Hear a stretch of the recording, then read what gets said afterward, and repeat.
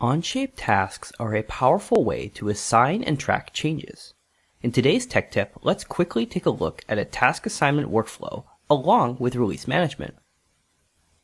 Tasks can be created two ways. The first is directly from the Action Items page.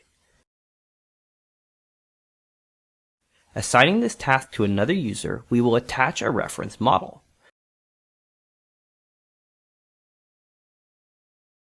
As well as assign a priority and due date for the task. Tasks can also be created from comments by tagging a user and ticking the box Assigned to. Comments can of course include a reference.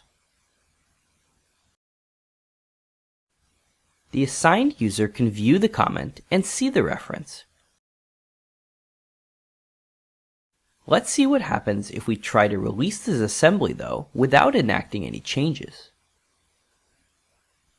Notice that the release candidate contains a warning and cannot be submitted.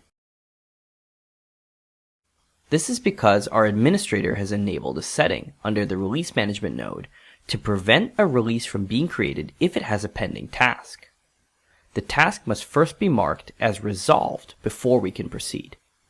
Assigned tasks can drive efficient workflows in change and release management processes.